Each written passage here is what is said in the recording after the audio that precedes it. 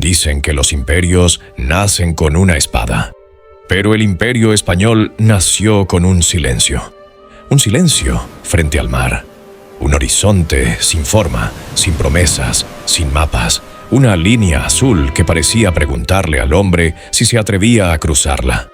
Y España dijo que sí, pero antes de imperio fue frontera entre mundos, religiones, lenguas y espejos.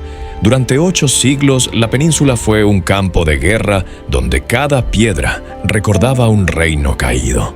Allí convivieron el árabe, el latín, el hebreo, la poesía y la sangre, el arte y la espada.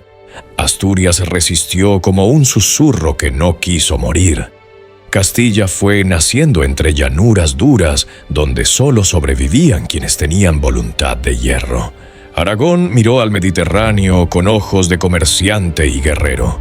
Navarra guardó un eco antiguo, una raíz que no cedió ante los siglos. Y en el sur, Al-Ándalus floreció como una joya brillante en medio del desierto. La Reconquista no fue solo una guerra, fue una respiración de generaciones. Una llama que nunca se apagó del todo, un viaje moral tanto como militar.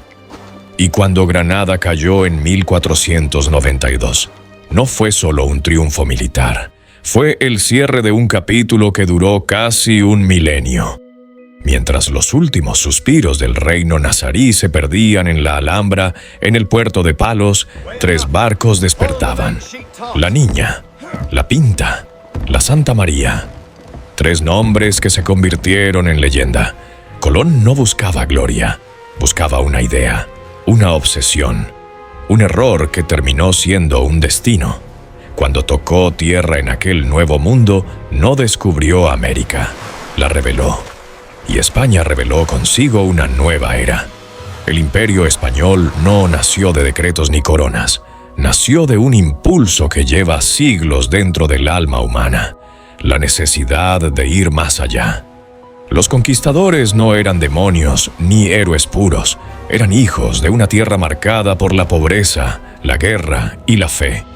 Hombres que crecieron sabiendo que la historia no se escribe sola, se conquista. Hernán Cortés entró en Tenochtitlán como un rayo inesperado, pero no solo ganó con armas, ganó con alianzas, estrategias, errores ajenos y una voluntad que parecía no conocer el miedo. Francisco Pizarro cruzó montañas imposibles para enfrentar un imperio que vivía entre nubes. Su victoria no fue solo militar, fue psicológica, cultural, imprevisible. El imperio creció como una sombra que abrazaba mares enteros.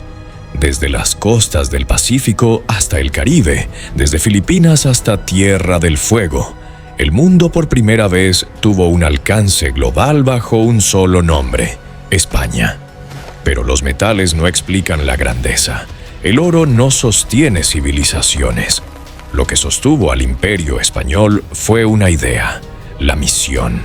Se construyeron iglesias donde antes había selva, universidades donde solo existía tierra virgen, ciudades trazadas con geometría peninsular, pero llenas de alma americana. En hospitales y escuelas, en templos y caminos, la mezcla entre lo europeo y lo indígena creó algo nuevo, un continente mestizo.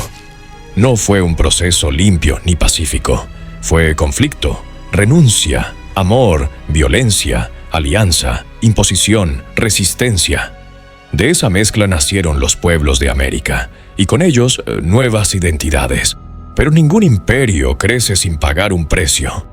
El oro que iluminaba las catedrales también oscurecía la política. La abundancia se volvió veneno. Europa giraba hacia un mundo de comercio y pólvora, mientras España seguía creyendo que la fe podía gobernar la tierra. Los enemigos no atacaron solo con espadas, atacaron con números, con barcos, con tratados. Inglaterra golpeó los mares, Holanda la economía, Francia la diplomacia. La armada invencible cayó bajo tormenta y acero. Las colonias empezaron a pensar como mundos propios. La corrupción interna fue el enemigo más silencioso y letal. Cuando la dinastía Habsburgo se agotó, la sucesión se volvió guerra. Europa dictó condiciones. El imperio comenzó a sangrar. Y poco a poco el sueño universal empezó a desmoronarse. Pero los imperios mueren de formas distintas. Algunos desaparecen. España se transformó. Porque mientras sus dominios se reducían, su legado se expandía. El idioma español cruzó siglos y continentes. Una lengua nacida del latín, templada por el árabe y afilada por la historia. Hoy, más de 500 millones de personas la hablan. Es puente, raíz, destino, una huella más profunda que cualquier frontera. Las catedrales de América no son copias, son reflejos vivos. Los acentos no son deformaciones, son continentes enteros respirando en un mismo idioma. España perdió un imperio, pero ganó un mundo.